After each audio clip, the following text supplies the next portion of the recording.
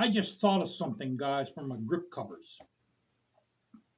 Because I have those grips on the Harley right now with the 36-inch long fringe, and I'm not going to lie to you, the fringe is getting in the way, especially on this bike here,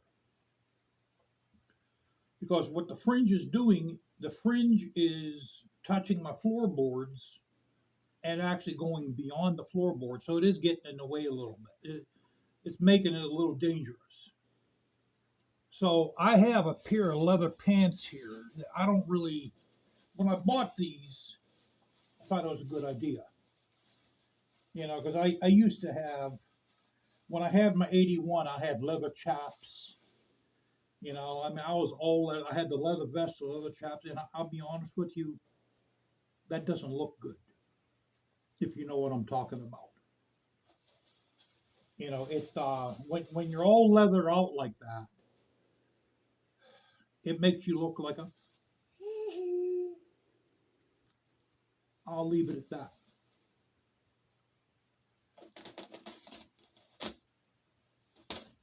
And I even bought my wife a pair of leather pants too, because we were gonna go to biker events. Not even necessarily on a bike, but we were going to both attend biker events. Matter of fact, yeah, they're both in here. Look at that, it just comes apart. So let me show you first. I think these are mine.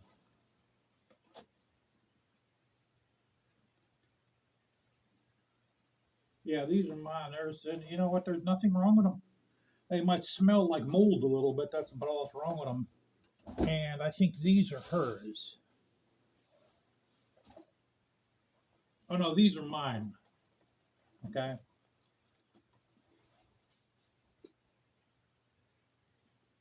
These are Joe Rockets. They've got the buck on the front.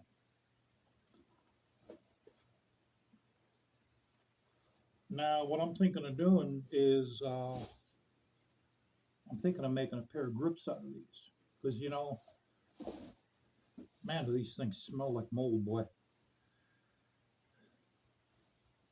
There's no felt on the inside of the Joe Rockets, which is good. The material is actually thick. And even better, I have black lace. I have black rawhide lace. Let me see what hers are like. And hers are. There's no felt lining either, so that's good. Let's check the grain out, guys. What grain is better?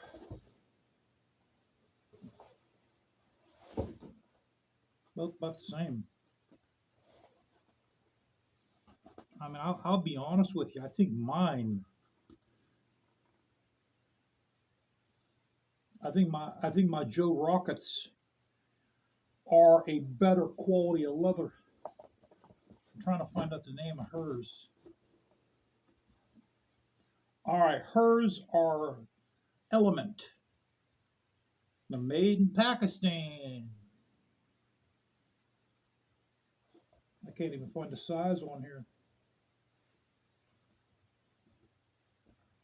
So yeah, my wife's are Elements, and I think the Joe Rocket leather is better.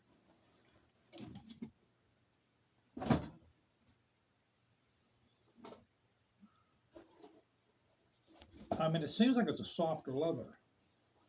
Let's see where these are made at. Korea! Made in Korea.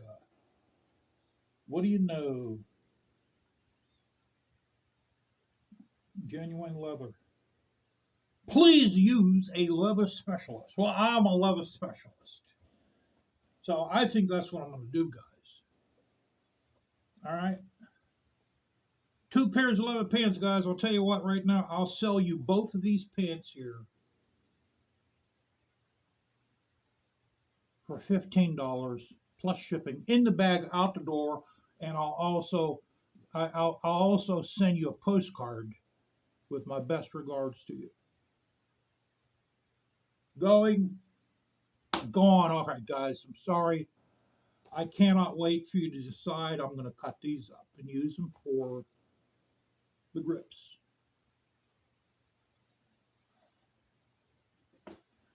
So, okay.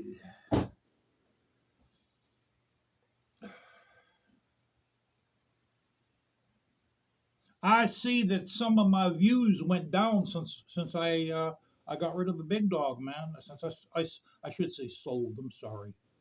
Since I sold the big dog, I've been getting a lot of less views from YouTube. And you know what, man? That's just too bad. I don't know why people take it so serious because I don't because I turned my back on the big dog community. Like I said, you guys try to live around here, or try to live around Pittsburgh, the Pittsburgh area, and I'm gonna see if you can get around safely with one of them big dog choppers. We're gonna see how long you last. Any motorcycle around here is dangerous, because the people around here, uh, number one, they're jealous. They've always been jealous. Okay, the kind of people you got around the Pittsburgh area. I'm not even saying just the city of Pittsburgh. I'm talking about possibly 30 miles circumference around the city of Pittsburgh. These people, man, are so jealous of the haves. If you have a nice car, they'll run a key down the side of your car because they're jealous that you have that and they don't. I'll give you a for instance. My father had a 1975 Fleetwood Brougham, or I think they're pronounced Brougham, right? 1975 Fleetwood Brougham. He got it. It was 2 years old. The car, man, was a limousine. It was a gorgeous car. It was metallic wine red with a white vinyl roof. He was stupid enough to drive that up to the Meadows harness racing track one night. Parked it way up in the hill. Get you, you Mama Luca. What do you think of that? Parked it way on top of the hill of Mama Luca. All right, got in the car, came home.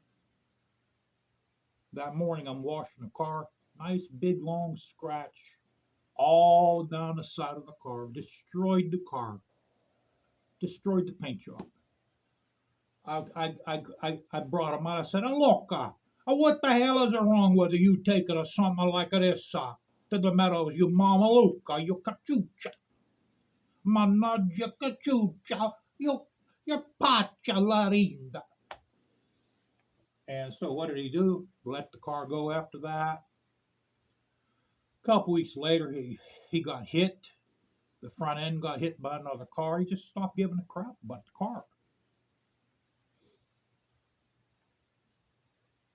But that goes to show you the jealousy people have around here. Okay, so number one, they're jealous. And number two, they blame all their problems on somebody else. So they drive like deranged lunatics around here. They don't care. They'll sooner hit you than slow down for a second. Like I said, man, right down the street here, there's already been 3 kids that got killed. 3 kids. A little kid at the bottom of my street got killed on a bicycle before I moved here in 1982. I think a year before. At the bottom of my street here on the main drag, got killed on a bicycle. A little girl over here, 2 streets over, not even 3 blocks away from me, got killed. Where she was standing on her lawn at night, 10 o'clock at night. Drunken kid with a Mustang come flying around, ran her right over, killed her. Not even 3 blocks down here on CV Road, a kid waiting for a school bus got killed. That person there's never been caught to this day. And people seen it. They probably had dash cams up, and they don't care. They don't want to get involved. And there's probably more that go undocumented. So that's the kind of people you have around here, and that's why it's dangerous to ride any kind of motorcycle, let alone a fat tire chopper. It's harder to control around all these turns, all these negative turns, all these turns going up a hill, around a turn. Those are called negative turns. It's like this turn I have coming off my driveway. You're making a right while you're going downhill, so you're doing two negative things about, regarding the motorcycle. You're going downhill at the same time you're making a right. That's called, the way I say it, that's called a negative turn. And on that kind of, on a chopper, a fat tire chopper, it's all the harder. I consider myself, man, a pretty good motorcyclist because I've owned several. Every motorcycle I've ever bought, including my beginner bike, was a large displacement. My beginner bike was a 1200 cc Yamaha. It was a 1982 Yamaha Venture Royale. It was 1200 cc. That was my very first motorcycle I've ever owned. But that's what I learned on.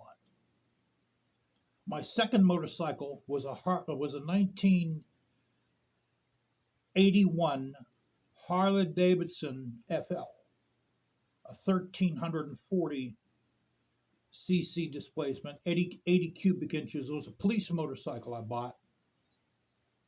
I turned into a sport. I turned into a FL Sport. My third motorcycle was a Kawasaki. I think it was a Kawasaki Voyager. I think that was either 14 or 1500 cc, something like that. Then I had two Honda Rebels, two Honda 250 Rebels, and then I had the Hayabusa. That was I can't remember the cc on that. I think it was like 1300 cc or 1310, something like that. 198 horsepower. And then I got the chopper, 1917 cc, 117 cubic inch engine. What was that, about 125, 130 horsepower? Now I have the Harley here, which is 103 cubic inches. I don't even know the cc on this. I have to look it up, but it's 103. And yeah, every single bike I've had, man, was a big displacement. And when you start off with a big bike, I don't advise people to do that, but you learn real fast. You become extremely good at maneuvering a motorcycle. And there's all kind of things, man, that can happen with any motor. You can even get your foot caught underneath your rear wheel. And that can cause you to either break your foot, break your ankle, sprain your ankle, or go down. There's a lot of things where you got to be very careful. Like I said, let alone around here. So to get back to all the big dog people that left the channel or no longer view me because I don't have the chopper. You don't live around here, man. You don't understand. You don't get it. Or you don't want to get it. But it is very dangerous around here. And I'm sure it's like that on a lot of other places too, because Americans right now, you have to understand something, man. Americans are weak. They're very weak, very soft, cowardly people right now. A lot of them, I'm not saying all of them are, but most Americans are weak people. They're soft people, and they're cowards. They blame their problems because they don't have the humanity to accept their faults and accept their wrongs and their mistakes. So they blame it on somebody else.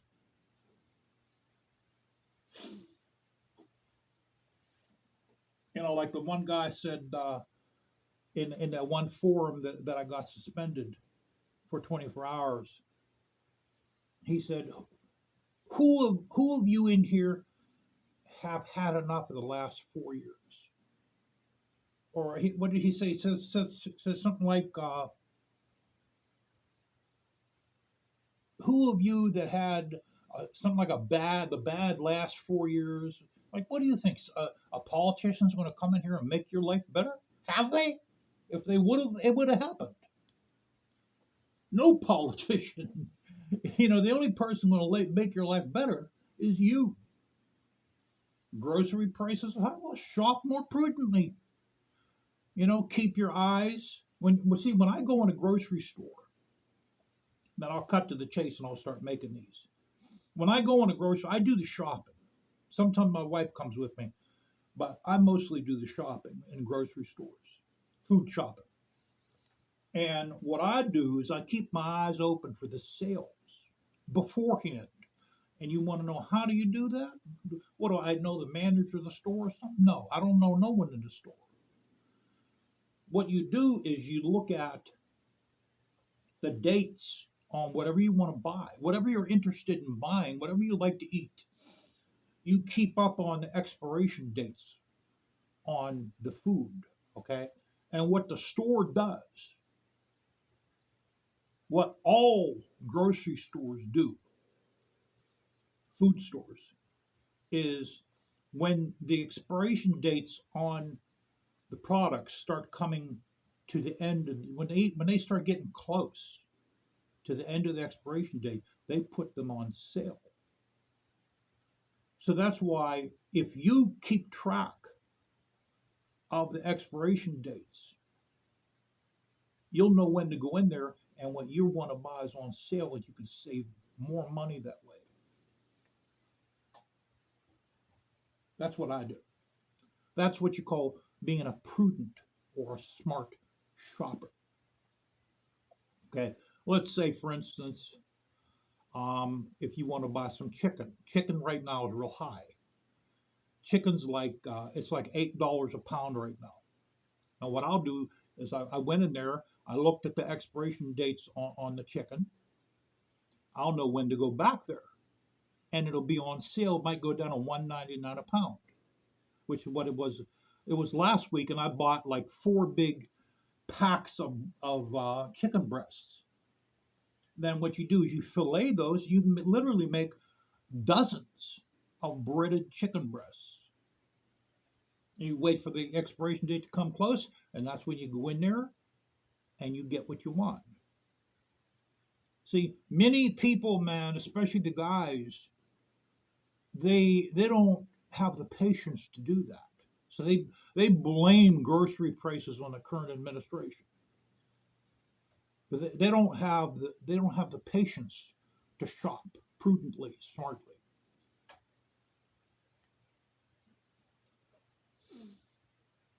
So, all right, let's proceed to make these grips.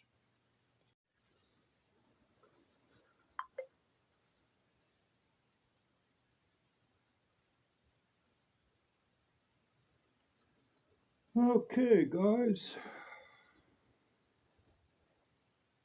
Man, does this thing reek, boy. Reeks of mold, man.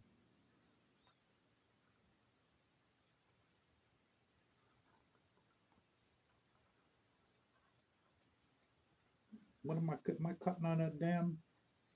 Man, I'm just on the outside of the zipper. Hell of a nice zipper on that. Look at that nice zipper. I might be able to save the zipper. Tell you what. Yeah, I'm right on the side of that goddamn thing. Let me see if I can do this without cutting my hand. Without cutting right through my pants and cutting my leg up. Okay.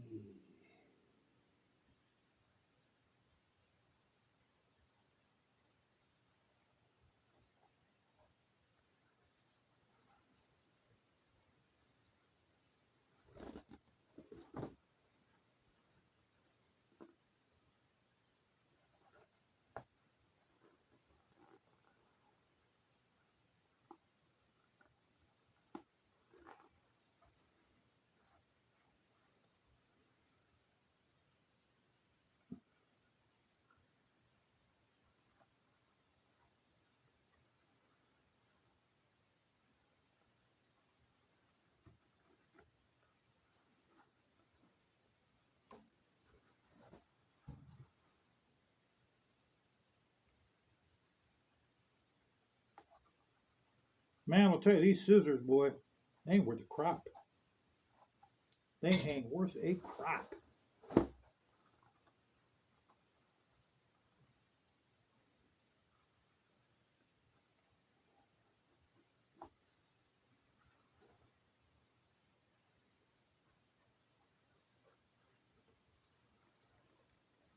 All right, what are you hanging on? The hell are you hanging on to here, brother?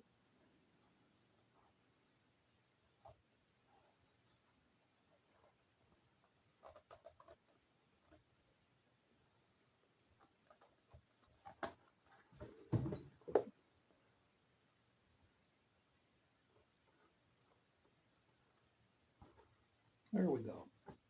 That should be enough to do the two grips. Oh, man, that stinks, boy. Well, I'm going to wash this first, guys.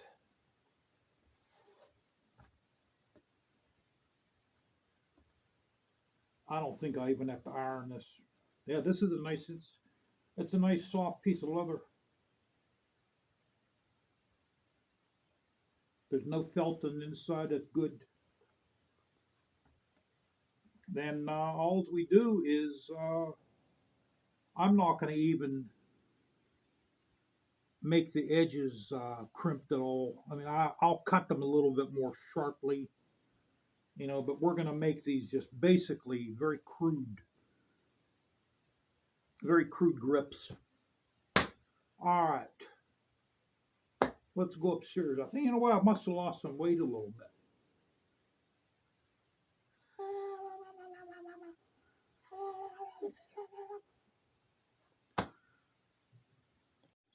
All right, guys, I got one on over there already. I'm going to run these until I find something that I like, something a little bit more elaborate. So, you never know. Maybe these will tickle my fancy a little bit. So I'm gonna lace these halfway, and I'm gonna put them on the bike. And what I do when I lace them, this first strip, I'll leave this on the inside.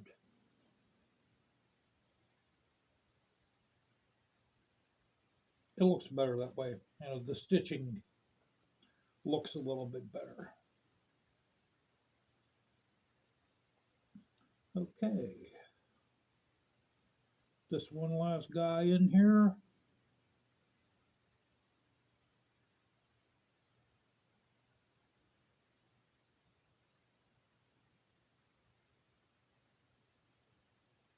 And let's get this one here in. Then we'll put it on. But these will be safer than those long ones. All right, let's get this on a bike. Okay.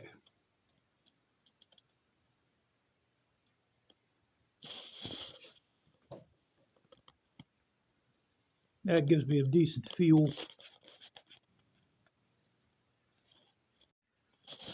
Although the one thing I don't like is you can see the lacing on the inside here. So I think I'm going to take these back off. I'm going to have the lacing that first on the outside. See, so what I did, guys, is why won't that focus? There we go. I'll have that first lace right where the groove is. All right, guys, that looks a little bit better. You don't have that that line on the inside there. So I think it's going to feel pretty good. I kind of like it.